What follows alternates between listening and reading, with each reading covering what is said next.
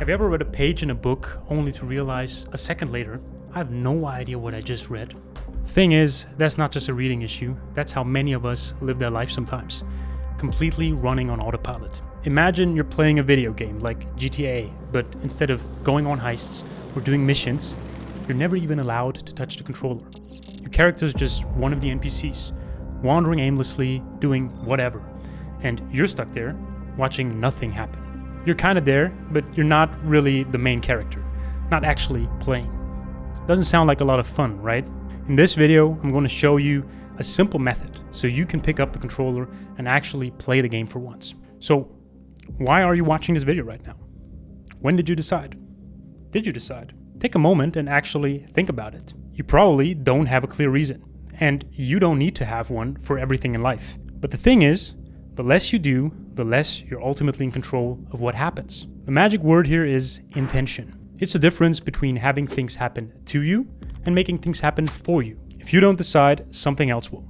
Notifications, opinions, distractions, they'll pull you in every direction except the one you want to go. Intention isn't just about taking action, but making sure it's the right kind of action, making the right choices, asking what's actually important to me.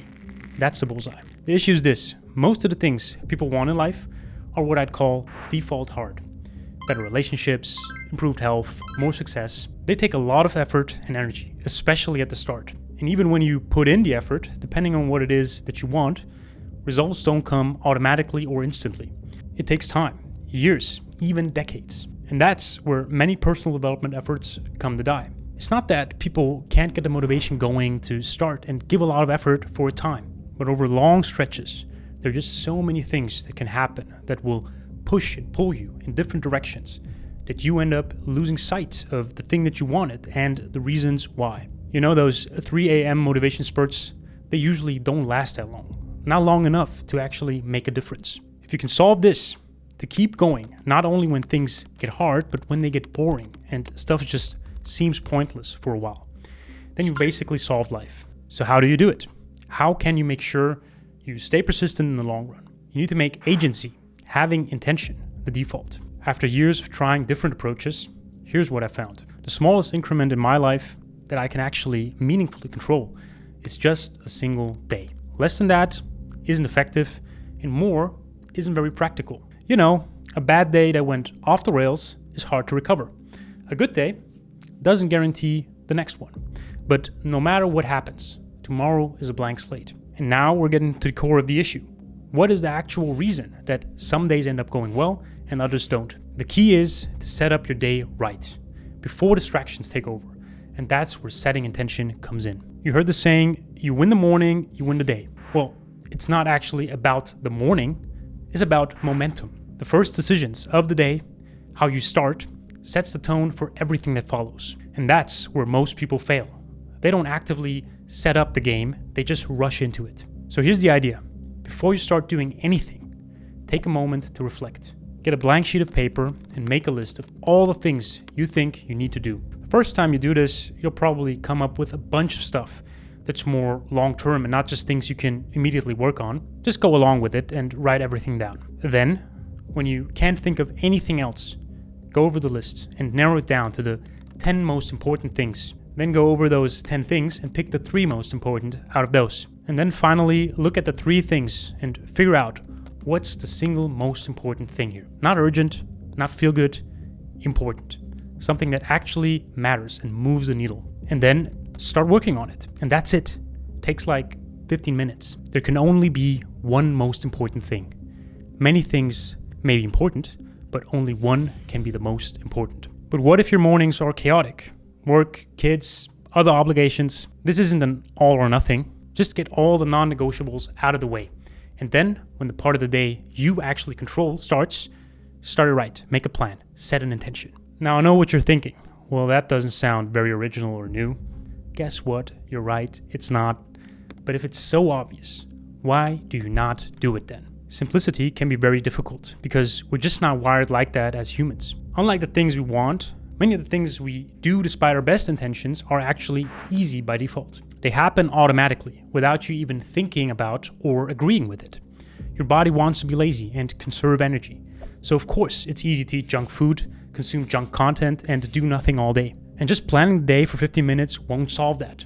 By itself, it won't. But it does by extension. If you do it consistently and you do it right, that habit alone creates a foundation that naturally highlights all the other changes you need to make. It's what Charles Duhigg in The Power of Habit coined as a keystone habit, one that, when you practice it, creates a chain reaction that leads to the development of other good things in your life. Like how when you start exercising more, you might also develop motivation to eat better and to improve your sleep. Practicing intentionality is like the DNA molecule of all personal growth. It's the thing that helps you build all the other things you care about. And that brings me to some of the misleading advice out there that's telling you to not have a morning routine, to get out of bed and just work, to not plan because planning is a waste of time, to just lock in and do some deep work, bro. Yeah, at some point you need to just lock in, but believe me, the time invested into thinking about what you do is well invested. It's probably the highest ROI thing you can do